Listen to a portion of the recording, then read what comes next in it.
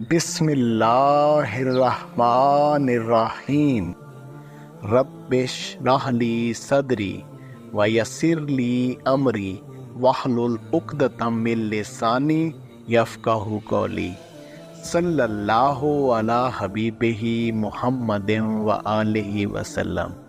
السلام علیکم احباب صدق و وفا، امید کرتا ہوں آپ خیریت و عافیت سے ہوں گے اور اللہ سبحانہ تعالیٰ کی قربتوں کو سمیٹ رہے ہوں گے۔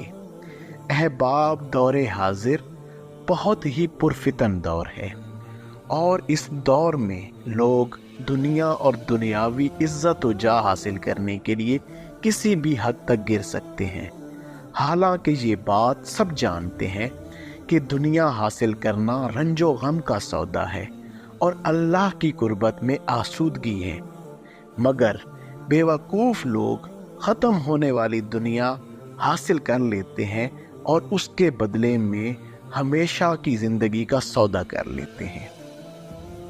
اللہ سبحانہ تعالیٰ قرآن کریم سورہ ہود آیت نمبر 15-16 میں ارشاد فرماتا ہے، جو کوئی دنیا کی زندگی اور اس کی زینت کو چاہتا ہے تو ہم انہیں ان کے عمل اسی زندگی میں پورے دے دیں گے اور اس میں کوئی کمی نہیں کی جائے گی۔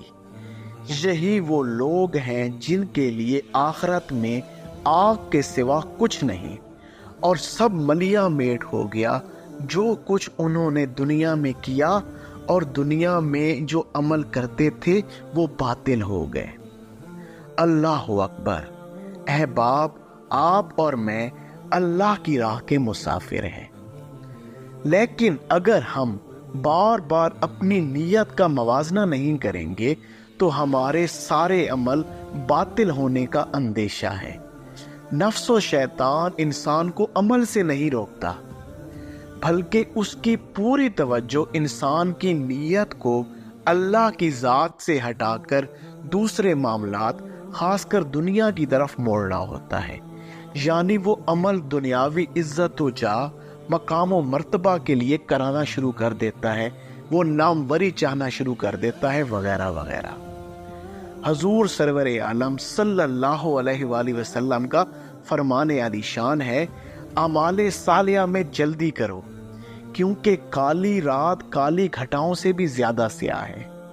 تیز فتنے تمہارے آگے منہ کھولے کھڑے ہیں۔ بہت سے بدبخت صبح کو مومن ہوتے ہیں تو شام کو کافر ہو جاتے ہیں، اور بعض ایسے بھی ہوتے ہیں جو شام کو مومن ہوتے ہیں تو صبح کو کافر ہو جاتے ہیں۔ یہ وہی لوگ ہیں جو دنیا کے لالچ میں دین کو بیچ ڈالتے ہیں۔ حضور سرور عالم صلی اللہ علیہ وآلہ وسلم نے بھی یہی تعلیم دی کہ اپنی نیت کو ہمیشہ جانچتے رہنا چاہیے، اور خود احتسابی کے کٹہرے میں اپنے نفس کو لا کر یہ سوال کرتے رہنا چاہیے کہ میں یہ عمل کیوں کر رہا ہوں۔ آج میں آپ کو صوفیاء خام کی 2 نشانیاں بتاؤں گا، ایسے لوگ جو کہ خام ہوتے ہیں، جو کہ ناقص ہوتے ہیں، کیونکہ اگر آپ راہ حق کے مسافر ہیں تو ایسے خام اور ناقص لوگوں کی پہچان آپ کے لیے بہت ضروری ہے۔ اول صوفیاء خام کی نشانی یہ ہے کہ وہ اللہ کی قربت بیچ کر دنیا لینے والا ہوگا، اور وہ بڑی ہی بے باکی سے اپنے آپ کو خدا رسیدہ بزرگ کہتے ہیں، اور اپنے آپ کو خدا رسیدہ بزرگ کہہ کر مقصد لوگوں سے نذرانے حاصل کرنا ہوتا ہے، دنیا میں بڑا مقام حاصل کرنا ہوتا ہے، اور اپنی عزت و مرتبہ کو بلند کرنا ہوتا ہے۔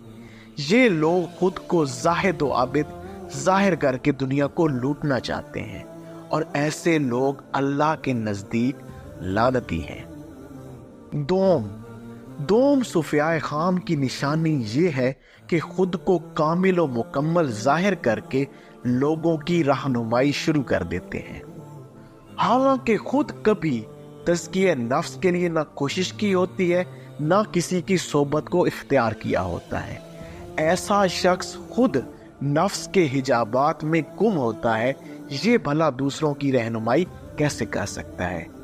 بلکہ ایسا شخص اللہ اور اللہ کے حبیب صلی اللہ علیہ وآلہ وسلم کی بارگاہ تک پہنچنے میں خود سب سے بڑا حجاب ہوتا ہے، کیونکہ ایسا شخص دوسروں کا وقت ضائع کرتا ہے، ان کو کسی کامل تک پہنچنے سے بھی محروم کر دیتا ہے، نہ خود انہیں راہ سلوک طے کرا سکتا ہے اور نہ کسی دوسرے سے استفادہ کرنے دیتا ہے۔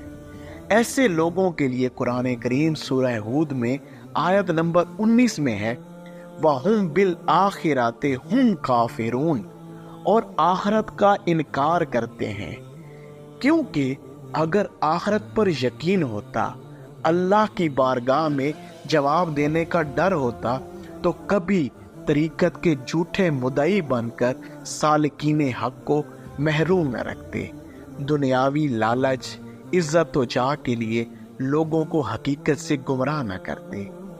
ایسے لوگوں کے لیے 3 عذاب ہوں گے، ایک عذاب اپنی گمراہی پر، دوسرا عذاب دوسروں کو گمراہ کرنے پر، اور تیسرا عذاب حق پرست لوگوں کی صحبت سے دوسروں کو محروم کرنے پر۔ بے شک یہی لوگ خسارے میں ہیں۔